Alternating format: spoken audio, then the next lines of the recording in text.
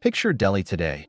Endless traffic jams stretching for hours, choking smog that makes global headlines every winter, overcrowded neighborhoods bursting at the seams, daily infrastructure straining under the weight of 30 million people now.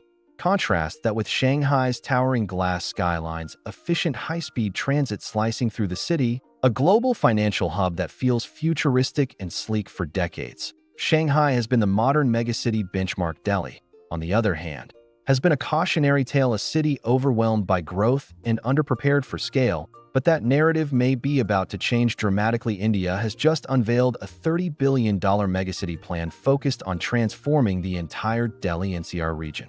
This plan isn't just bold, it's audacious and ambitious. It aims not just to fix Delhi's chronic problems, but to elevate it into a rival of Shanghai itself. The stakes couldn't be higher for India's capital. This isn't just about unclogging roads or building towers, it's about survival versus global leadership in urban design. Either Delhi reinvents itself or collapses under pressure. So what does this megacity plan actually promise? World-class transport networks connecting every corner of NCR, smart satellite cities designed for efficiency and sustainability, affordable housing scaled to meet exploding population demands, massive green initiatives to combat pollution and heat, new economic corridors to attract global investment fast, and a governance model built for mega-regional complexity. In this video, we'll break it all down clearly: why Delhi needs this transformation now more than ever, what the $30 billion blueprint actually includes in detail, how it stacks up against Shanghai's urban evolution, the hidden risks no one's talking about yet, and whether this gamble can redefine India's capital city.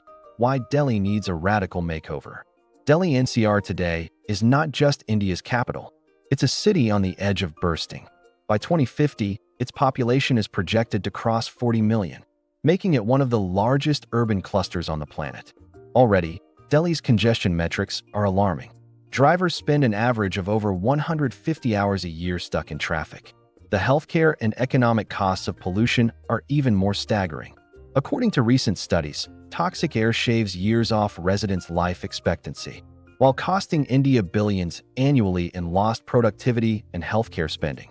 The pinch points are everywhere. Airports are overburdened, even with new terminals under construction. Freight movement crawls because last-mile logistics depend on clogged arterial roads. Metro lines, though extensive, cannot keep pace with demand. The city is a victim of its own scale, trying to support 21st-century growth with infrastructure designed for the 20th. And the social cost? Businesses face rising operating expenses from high rents and logistics delays.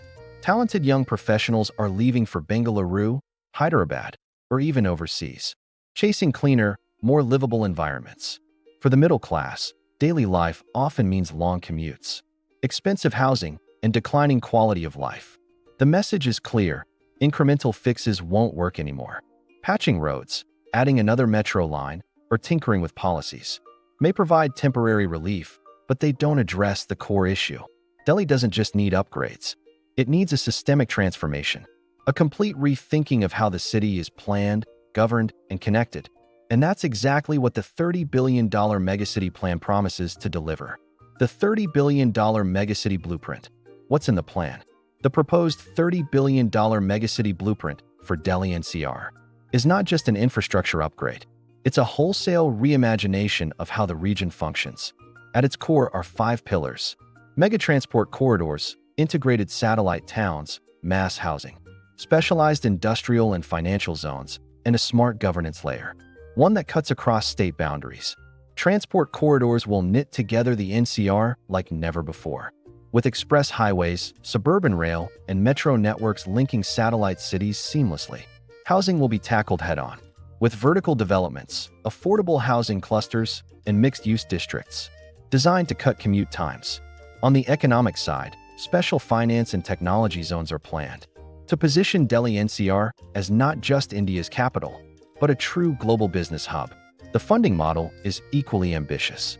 A mix of public-private partnerships, sovereign bonds, and multilateral financing from institutions like the World Bank or Asian Development Bank. And private real estate developers will shoulder the cost. This ensures the plan doesn't remain stuck in political red tape, but draws in serious international capital.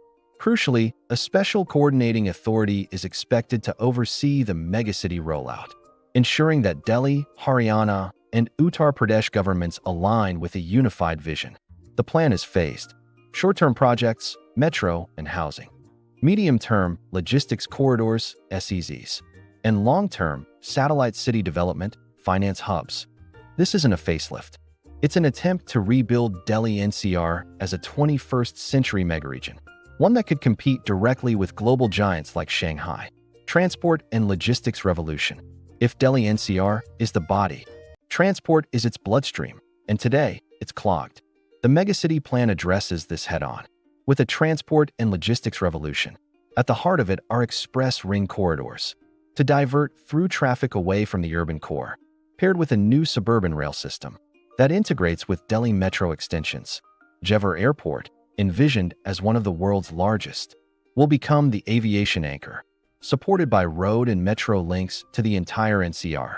For freight, the plan is equally bold. Dedicated freight corridors will connect Delhi NCR to India's industrial heartlands. Inland container depots and logistics parks will pull trucks off crowded city roads, streamlining cargo movement. This means faster delivery times, cheaper logistics, and less urban pollution. On the innovation front, the plan includes EV corridors for buses and freight, pilot programs for congestion pricing in the city center, and a mobility-as-a-service (MaaS) model that allows commuters to plan and pay for multimodal journeys through a single platform. The logic is simple. No megacity can thrive if people and goods can't move efficiently. Shanghai's rise was built on high-speed rail, ports, and airports working in harmony. Delhi's plan borrows from that playbook, but adapts it to India's needs.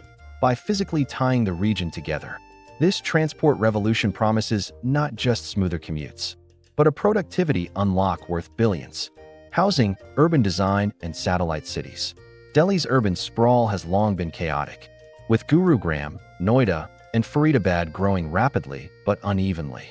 The megacity blueprint proposes a satellite city strategy, transforming these areas into planned, integrated urban nodes, connected by high-speed transit. Instead of chaotic spillover, the region will evolve into a cohesive megaregion. Housing is central to this shift. The plan envisions vertical affordable housing projects, integrated with retail, schools, and healthcare, to create walkable neighborhoods. Social housing will be modernized to replace unsafe slums, while mixed-use zoning ensures jobs and homes are located close together, reducing commute times.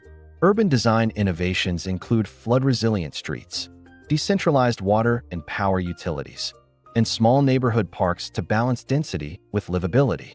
The model is less about endless expansion and more about self-contained communities within the larger NCR ecosystem. The bigger idea is social inclusion, ensuring that the city works for everyone, from blue-collar workers to global executives. By 2050, Delhi NCR could be not just larger, but smarter, greener, and fairer. Economic engine, jobs, SEZs, and finance hubs. Infrastructure alone doesn't make a megacity. It needs a powerful economic core. Delhi's $30 billion plan positions the NCR as an economic engine for the 21st century. The strategy rests on multiple pillars: finance corridors to attract banks and global exchanges, tech parks for IT and AI startups, advanced manufacturing hubs, and large logistics zones leveraging Delhi's central geography. Think of it as a diversified portfolio, resilient to shocks, unlike cities dependent on a single sector. At the center is a gift city-style financial district in NCR, offering tax incentives and global standard facilities to pull in foreign banks, fund managers, and stock exchanges. Alongside it, SEZs, special economic zones, will host high-value industries, from electronics to biotech. The result: millions of jobs across skill levels, from engineers to service workers. Multiplier effects are expected to ripple outward. One job in finance or IT can create several more in retail, real estate, and services. By spreading opportunities across satellite towns, the plan could ease Delhi's overcrowding while boosting overall economic resilience. The big vision? For Delhi NCR to no longer be seen as just India's political capital, but as a global financial and innovation hub that can genuinely stand shoulder to shoulder with Shanghai. Green Delhi, pollution, water, and climate resilience. No megacity plan can succeed if people can't breathe the air or drink the water. Delhi's $30 billion blueprint directly tackles its most urgent crisis: pollution and climate resilience. First, mass urban forestry drives are proposed, planting millions of trees and creating green walls along expressways and industrial zones. Clean air zones will restrict dirty vehicles, while industry must comply with upgraded emission standards. Perhaps the boldest is the Yamuna River cleanup, with sewage treatment plants and riverfront renewal projects, to transform the lifeless channel into a livable public space. On energy, the vision is for rooftop solar panels across residential and commercial districts, combined with large-scale battery storage pilots to stabilize supply. A smarter grid will cut blackouts while reducing coal reliance. Water management is another pillar.